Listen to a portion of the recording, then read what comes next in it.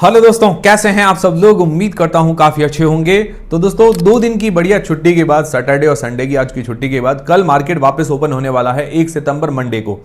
कल की तारीख में अमांता हेल्थ केयर का जो आईपीओ ओपन होने वाला है, तो क्या इस आईपीओ में अप्लाई करना चाहिए नहीं करना चाहिए, वो हम चीजें जानेंगे। उसके अलावा हम जानेंगे कि जो कल 2 आईपीओ का अलॉटमेंट स्टेटस आने वाला है, उनका भी लेटेस्ट अपडेट वगैरह क्या चल रहा है, और अपकमिंग आईपीओ कौन कौन से हो सकते हैं सितंबर महीने के अंदर, और कल मार्केट वगैरह कैसा रह सकता है।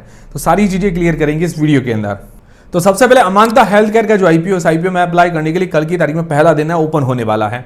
तो सबसे पहले जो लोग लिस्टिंग गेन्स के हिसाब से अप्लाई करना चाहते हैं, तो जनरली हम हमारे 4 पैरामीटर्स देखते हैं।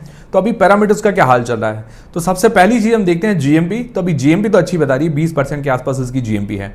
मतलब यूं मान के चलिए 24 से 25 रुपए पर शेयर इसकी जीएमपी आज की तारीख में चल रही है। और ग्रे मार्केट का प्रीमियम देखिए, इसके पूरे भरोसे हमको नहीं रहना चाहिए। ये एक अंदाजा होता है, अभी इसकी डिमांड ज्यादा है, बाद में कम भी हो सकती है, क्योंकि मार्केट की सिचुएशन देखते हुए भी हमें सोचना चाहिए। तो अभी देखिए, कल मार्केट की सिचुएशन के बारे में मैं आगे आपके वीडियो के अंदर डिस्कस करूंगा, पर अभी अगर देख के चलें तो इसकी डिमांड वगैरह ठीक है। तो मैं जीएमपी में तो पूरा अभी 1 पॉइंट इसको देना चाहूंगा। दूसरा बात करें इसकी एंकर लिस्ट की। एंकर लिस्ट देखिए, छोटा इश्यू चाहिए था, तो ज़्यादा बड़ी एंकर लिस्ट की उम्मीद कर नहीं सकते। उसके अंदर भी छोटी एंकर लिस्ट है, उसके अंदर भी 1-2 बड़े नाम हैं, तो काफ़ी अच्छी एंकर लिस्ट है। तो एंकर लिस्ट के अंदर भी मैं इसको अभी आधा पॉइंट देना चाहूँगा, मतलब हाफ पॉइंट। फिर बात करें वैल्यूएशंस की। वैल्यूएशंस अगर बात करें तो देखिए, पी वाइज या प्राइस टू बुक वाइज ज़्यादा कोई पीयर्स है नहीं, कोई लिस्टेड है नहीं, ठीक है। तो price to book wise, P wise तो देखिए तो थोड़ा महंगा नजर आता है, बट प्राइस बैंड वाइज देखें तो कंपनी जो है सही नजर आ रही है। मतलब इतनी ज़्यादा कोई महंगी वैल्यूएशंस नहीं है, बट इसके अंदर भी मैं आधा पॉइंट देना चाहूँगा, ठीक है। तो लगभग हो जाते हैं अभी 3 में से 2 पॉइंट, क्योंकि सब्सक्रिप्शन वगैरह जो चौथा पॉइंट हमारा है वो आना बाकी है। सब्सक्रिप्शन तो अभी ओपन होगा तब मिलेगा, ठीक है। पर जीएमपी ज़्यादा है और छोटा इश्यू है, इस हिसाब से लग रहा है कि भाई सब्सक्रिप्शन तो ज़्यादा ही मिल सकता है। तो अभी की सिचुएशन में ऐसा लग रहा है कि भाई न्यूट्रल लग रहा है। भाई 2 पॉइंट इसके बन रहे हैं 3 में से, तो न्यूट्रल जैसा लग रहा है। बट मुझे लगता है सब्सक्रिप्शन वगैरह भी अच्छा मिलेगा, रिस्क से बाहर होना चाहिए, ऐसा नज़र आ रहा है लिस्टिंग गेन्स के हिसाब से। बाकी मैं नहीं कह रहा हूँ कि आप अप्लाई कीजिए नहीं कीजिए, वो तो डिसीजन आपको खुद को बनाना है। बट अभी की कंडीशन देखते हुए ऐसा लग रहा है कि भाई इसके अंदर रिस्क थोड़ा कम है। बाकी पर्सनली अगर मुझे पूछेंगे तो मैं तो भाई पहले दूसरे दिन देखूंगा इसकी डिमांड वगैरह कैसी आती है, उस बेसिस में मैं तो डिसीजन बनाऊंगा। मैं तो जल्दबाजी नहीं करूंगा अभी की मार्केट कंडीशन को देखते हुए। फिर दूसरी चीज, जो लोग लॉन्ग टर्म के हिसाब से अप्लाई करना चाहते हैं, तो इसके लिए पॉजिटिव्स और नेगेटिव्स दोनों ही देख लेते हैं, इससे थोड़ी बात आपकी हेल्प हो जाएगी। पॉजिटिव में ये कि इसका सेक्टर एक थोड़ा इसको यूनिक बनाता है। एक तो ये मेडिसिन सेक्टर, मतलब ये फार्मा सेक्टर, मेडिसिन सेक्टर कह सकते हैं, वो थोड़ा मतलब कॉमन सेक्टर हो जाता है, बट इसको ये यूनिक इसलिए बनाता है क्योंकि लिक्विड मेडिसिन बनाती है। मतलब स्टरलाइट लिक्विड आप जिसको कह सकते हैं, वो ये बनाती है। उसके अंदर भी इसके पास लिस्टेड कंपनीज में भी ज़्यादा कोई कंपटीशन नहीं है, एक ही कंपनी है, तो ये इसके लिए बेनिफिट है। तो सेक्टर थोड़ा इसका यूनिक हो जाता है। दूसरी चीज़, ये कंपनी एक्सपोर्ट वगैरह भी करती है, और दूसरा एक्सपोर्ट के अंदर भी अमेरिका के अंदर कोई ज़्यादा एक्सपोर्ट नहीं है, ये इसके लिए बेनिफिट है। अफ्रीकन कंट्रीज़ में ज़्यादा एक्सपोर्ट होता है इसका, तो टैरिफ का कोई ज़्यादा असर नहीं है, ये भी इसके लिए बेनिफिट है। तीसरा चीज़, ये पूरा का पूरा फ्रेश इश्यू है। फ्रेश इश्यू से डेट तो पे नहीं करी, बट मैन्युफैक्चरिंग नई फैसिलिटी लगाने वाली है, उसके अंदर पैसा काम में लेने वाली है, ये अच्छी बात लगी। थोड़ा डेट पे करना चाहिए था, बट ये किसके कुछ मैंने आपको पॉजिटिव बता दिए। अब नेगेटिव्स क्या है। नेगेटिव्स में देखिए, रेवेन्यू प्रॉफिट के अंदर थोड़ा बहुत उतार चढ़ाव देखने को मिल रहा है, और रेवेन्यू के अंदर कोई खास ग्रोथ देखने को नहीं मिली है पिछले 2-3 सालों के अंदर, तो ये बड़ा नेगेटिव है, क्योंकि रेवेन्यू के अंदर अच्छी ग्रोथ आनी चाहिए।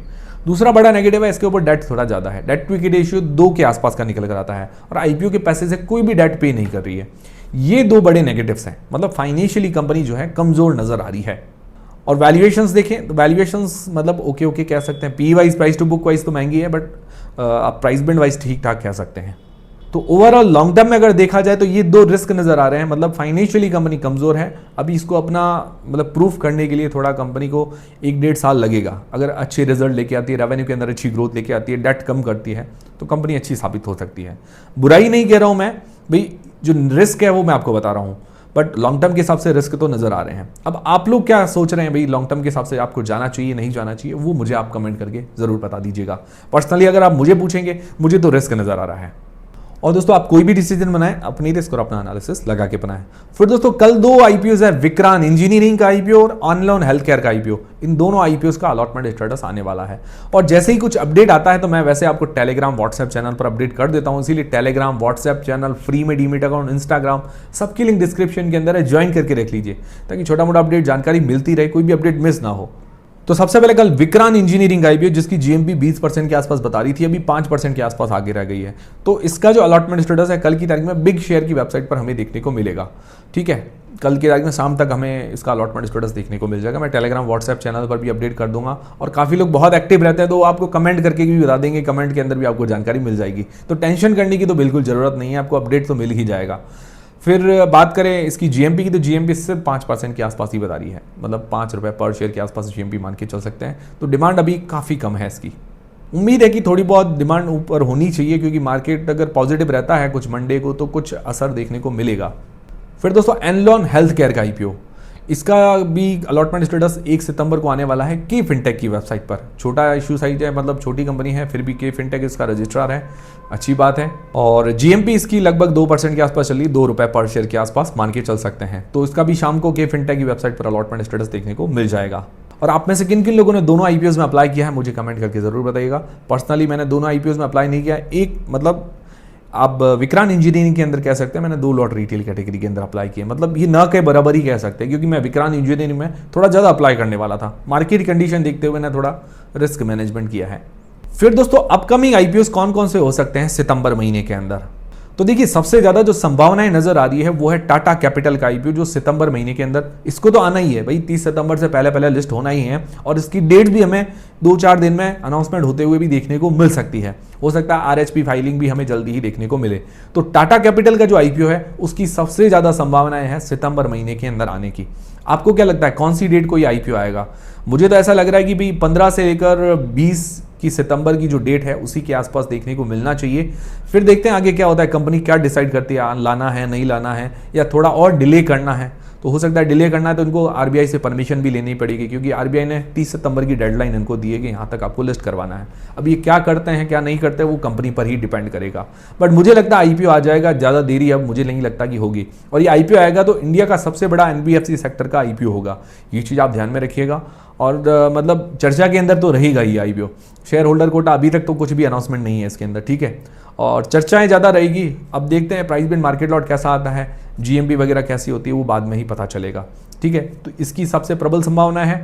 दूसरा आईपीओ ओम फ्रेट फॉरवर्ड, ये अभी आईपीओ सितंबर महीने के अंदर ओपन होते हुए देखने को मिल सकता है। और बहुत सारे ऐसे आईपीओ है जिनको मंजूरी मिली है, बट क्या है कि कंपनियां क्या है कि खुद डिले कर रही है, मतलब आईपीओ लाने के लिए मार्केट कंडीशन देखते हुए। कुछ डर भी लग रहा होगा कंपनियों को भी नेगेटिव लिस्ट ना हो जाए, कुछ ऐसा ना हो जाए, तो इस कारण भी थोड़ा डिले हो जाता है। फिर एक और आईपीओ जैन रिसोर्सेज रिसाइकलिंग का आईपीओ, ये भी आईपीओ हमें सितंबर महीने के अंदर ओपन होते हुए देखने को मिल सकता है। तो ये 3 आईपीओ की संभावना है, प्रबल संभावना है टाटा कैपिटल की।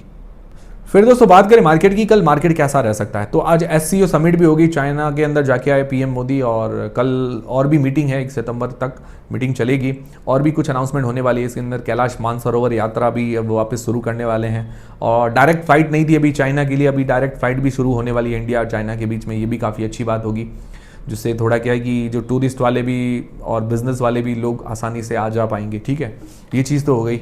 उसके अलावा टैरिफ्स को लेकर कुछ भी अनाउंसमेंट नहीं हुई, चाइना इंडिया आपस में जो व्यापार के अंदर जो टैरिफ्स क्या लगा रहे हैं वो कम ज़्यादा करने को, उसके ऊपर अभी तक कुछ भी अनाउंसमेंट होते हुए देखने को नहीं मिली है।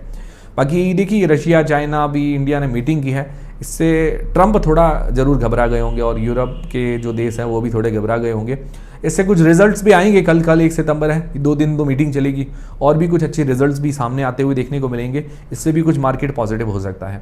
बाकी आज बैंक गिफ्ट निफ्टी की बात करें तो गिफ्ट निफ्टी पॉजिटिव संकेत दे रही है कि कल की तारीख में मार्केट पॉजिटिव खुल सकता है, तो ये अच्छी बात रहेगी। आईपीओ के हिसाब से भी देखें तो काफ़ी अच्छी बात है, क्योंकि अगर मार्केट पॉजिटिव रहेगा तो आईपीओ पर भी असर पॉजिटिव देखने को मिलेगा। और जिन्होंने विक्रांत इंजीनियरिंग के आईपीओ के अंदर या एनलॉन हेल्थ केयर के आईपीओ के अंदर रिस्क ली है उनको बेनिफिट देखने को मिलेगा, क्योंकि मार्केट पॉजिटिव होगा, मार्केट में बाइंग आएगी तो ओवरऑल आईपीओ के अंदर भी बाइंग भी हमें देखने को मिलेगी। तो कल संकेत तो पॉजिटिव की है, और कल अगर जो एससीओ मीट हो रहा है कल चाइना रशिया, वहां से कुछ पॉजिटिव आता है तो मार्केट में और बूम देखने को मिल सकता है कुछ दिन तक। अब देखते हैं आगे क्या होता है, जो भी होगा मैं आपको अपडेट करता रहूंगा। हमसे जुड़े रहिए, टेलीग्राम इंस्टाग्राम फ्री में डीमेट अकाउंट सबकी लिंक डिस्क्रिप्शन के अंदर। मिलता है दोस्तों अगले वीडियो के अंदर, और पॉजिटिव रहिए। देखिए मार्केट भले ही गिरे, मार्केट जब भी गिरा है आप ये समझ के चलिए कि आपके पास उस टाइम आपने खरीदा नहीं, मौका था नहीं, आज मौका बन गया है, ये समझ के आप मार्केट के अंदर चलिए। क्योंकि मार्केट में कभी भी एक दिन ऐसा नहीं रहता कि एक मतलब हर दिन ऐसे ही नहीं रहेगा कि भाई गिरेगा ही गिरेगा, हर दिन ऐसा ही नहीं रहेगा, चढ़ेगा ही चढ़ेगा। तो जब मौका आए तो उस मौके को भुनाइए, फिर आपको पछतावा नहीं होगा कि भाई मार्केट गिरा, हमने ले नहीं पाया, उस टाइम ले लिया होता तो। इसीलिए हर चीज़ मौका समझ के चलिए, ये मत समझिए कि ये मार्केट का आखिरी दिन है, अब तो मार्केट गया, ऐसा कुछ नहीं है। तो मिलते हैं अगले वीडियो के अंदर।